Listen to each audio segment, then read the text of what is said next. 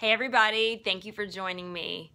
So I want to share with you what the Baraka genes are because it's something that we all have. The last video I shared with you my cancer diagnosis, and I'm trying to even think what else I had in that video. I think just my story overall. I have such chemo brain. This one I want to focus on exactly what the Baraka genes are because I didn't know until this happened to me and I did some research on it.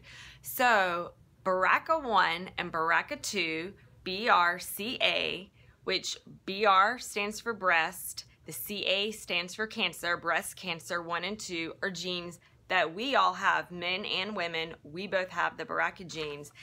And they're actually, when you have healthy genes, they're awesome because they suppress tumor growth by either repairing cells that need to be repaired or by removing the faulty cells. So cancer cells are these wild, irregular cells that don't die, that are supposed to die, and then they decide to multiply all on their own. So when you have the healthy BRCA1 and BRCA2 genes, they're going to help get rid of the ones that are irregular.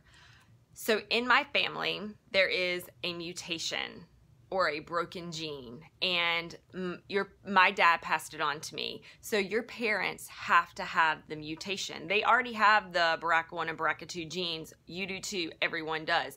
But sometimes there's a broken gene or a mutation, and then that is passed on possibly to their son or daughter. You have a 50% chance of receiving the mutation when your parent has it. So my father has he has a mutation, BRCA1 mutation. I had a 50% shot and then it was passed on to me. So that's what happened. So now you understand a little more about what the Baraka genes are.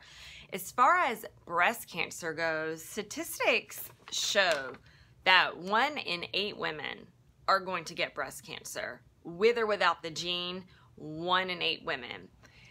Here's the thing, sometimes the cancers aren't aggressive, and especially when you catch them really early, you're able to have a lumpectomy and be done with it, and you don't have to do anything else. Usually when you're a BRCA1 or BRCA2 mutation carrier, the cancers are going to be more aggressive, triple negative. That is what I had, and they usually, even at an early stage, they will recommend chemo, which, let me adjust this. They'll recommend chemo, which is what I ended up doing. So, is it important to know when to get tested? Oh, I did talk about that in the last video, about my choice to get tested. Yes, that test saved my life. And I had never been tested, and I got tested at exactly the right time. So if cancer runs in your family and no one's been tested, if you've had breast cancer, ovarian cancer, yes, you should get tested just to see.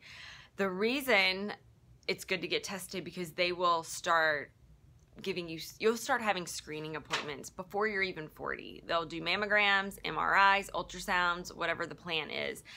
So that's important because catching the cancer early is always important and a good thing. You want to catch it very early and not late in the game. So when you're doing these screening appointments, if you're at higher risk, which you are if you're a BRCA1, BRCA2 mutation carrier, you know, it could definitely save your life.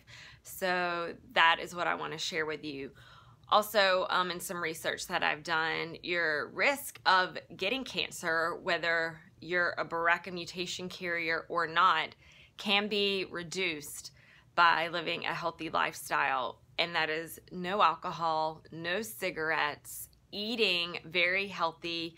There's a big controversy on a plant-based diet and no meat, or some meat and plant-based diet. As far as, you know, the way that I'm eating right now is that I eat as many fruits and vegetables as I can, and I do eat some meat. I eat good quality meat and fish, and I just feel like my body needs it. I want to get my blood type tested so I know, am I that blood type that does require meat? So we can explore that together, but there have been research that, you know, there's different opinions on it, and daily exercise, which is very important. Like, I've had quite a few doctors, and in my research, tell me since I am a cancer survivor, that 5 days a week, 30 minutes of cardio is really important. And it's also important for people that have not been diagnosed with cancer to help keep you healthy, so you can prevent yourself from getting it. So that I'm going to start in these videos to go over more health tips and tricks, but I just wanted to start out so we all know what the BRCA gene is. I would have never known otherwise. And you may remember Angelina Jolie really put it on the map when she decided to have a surgery because cancer ran in her family. And you do have a high risk when you're a carrier of, if you develop cancer in one breast, there's a high risk of developing it in the second breast. Since I did have it in both breasts, I did decide on the double mastectomy with reconstruction because it just made sense to me. It was already triple negative, a grade 3. Even though I was stage 1B, so we caught it really early, but because it was so aggressive, that's why I did the treatment plan I did, which was surgery and chemotherapy, because it was recommended by all of the doctors I met with, even though chemo was one of the hardest decisions for me to make to do. There's my dog. So I hope that this helped educate you, and please share with anyone that would benefit from this. And next up, I'm going to share with you the day that I was diagnosed with cancer, what happened on that day. I'll share my story.